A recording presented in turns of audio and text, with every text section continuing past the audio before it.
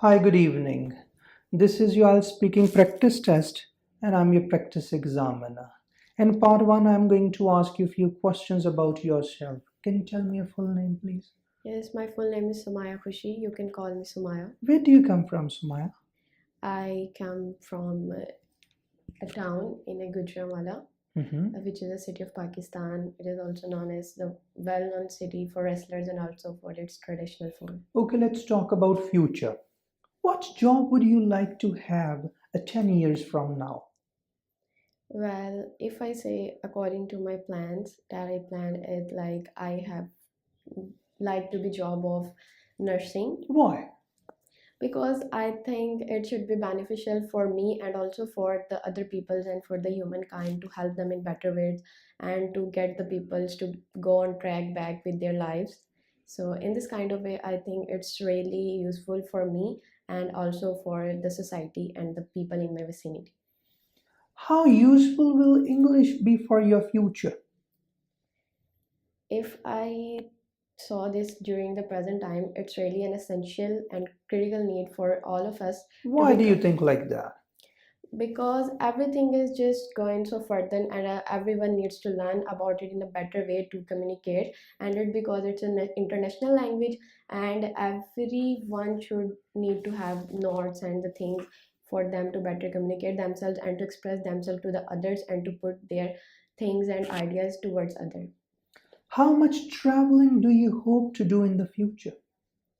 Well, it's an interesting question for me because I really love to travel but never Hmm. ever had a chance to. Why not?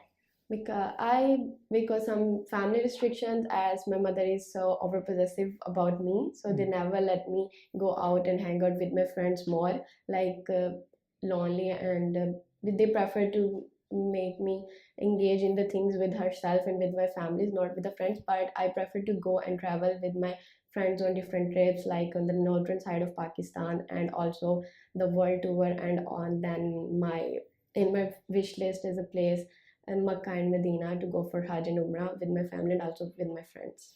Okay, how do you think your life will change in the future? Well, I think it really depends on me Mhm. because if I have a guts to change it, then it Mhm. would be pressurable and then it would define me to change my ways. If I work for them and do efforts, a lot of efforts, put my nights and all of them on it, then it should be beneficial for me to change in my way because I always want and desire to have a better lifestyle in a luxurious way and to own my things by own, not to depend on others. Good, thank you so much. That is the end of your speaking part one. Now, part two. This is your topic. You have 1 minute to think about it. You can make some notes if you wish, and your time start now, please.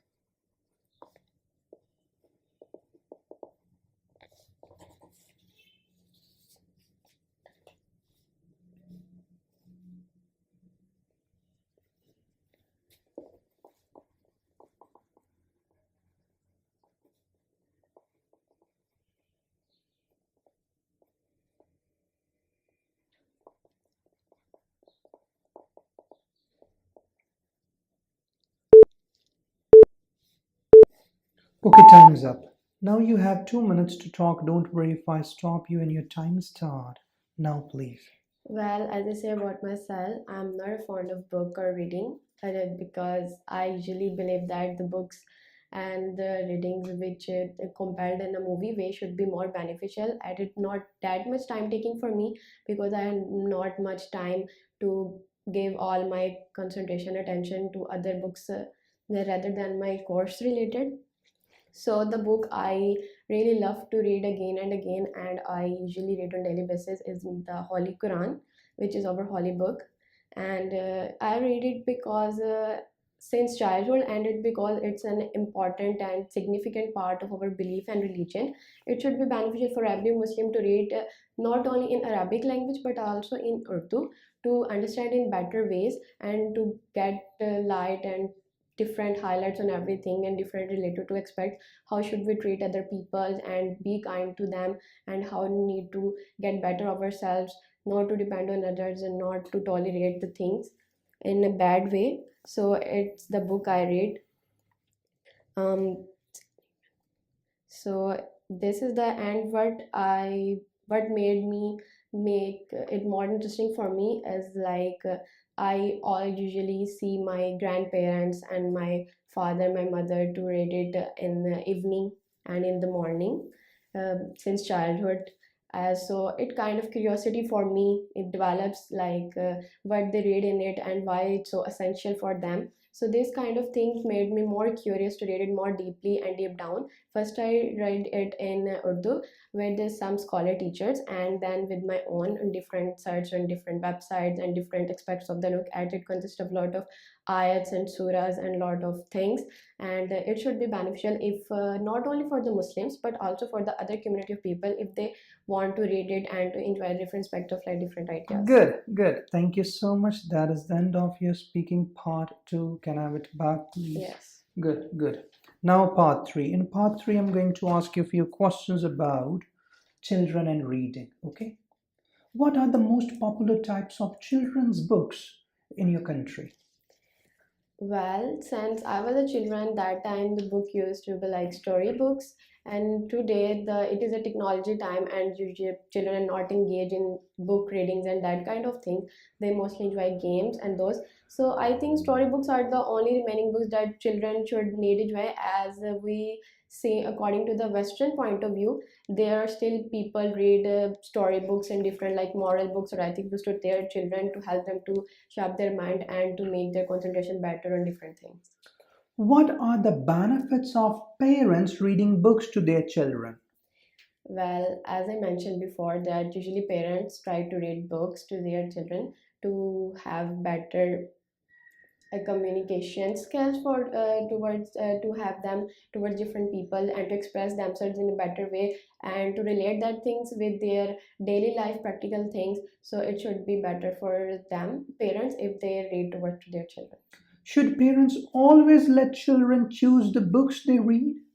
Not every time, because every books are not just kind related to children things, because sometimes it's up to the mark for them and sometimes it not be a provide and established to be a good choice for them. So parents need to be concerning for them, but in a good and a proper way, not in a harsh way to dishearten them or just force themselves on them to not to buy that thing. Let's talk about electronic books. How popular electronic books are in your country? Not that much like. Why not? Because in my country the people not are such familiar with those type of things. They preferably go for other scrolling apps like Instagram, Facebook, WhatsApp, and not that informative things like electronic books, ebooks. But some people who still have interest to read those type of books, if not available in physical state then in electronic state, like people don't show interest in such books, so it should also be hard for them to even read a physical books. Then I think it's a long way to for them to read electronic books. Okay, my last question is, will electronic books ever completely replace printed books in the future? I argue, I think not surely, because if a person read an ebook, it must be developed a problem of eyesight, because spend most of their time on electronic devices and to have high brightness of the phones, a lot of their concentration rather than a physical book. We can read a physical book in a calm place without any internet connections and without any PDF files are not available. It should be stored for us for a long time than for ebooks, because ebooks might have chances to delete by some mistake and to disappear from the internet or some error in the websites where they are available. Good. Thank you so much. That is the end of your speaking test. Wish you good luck.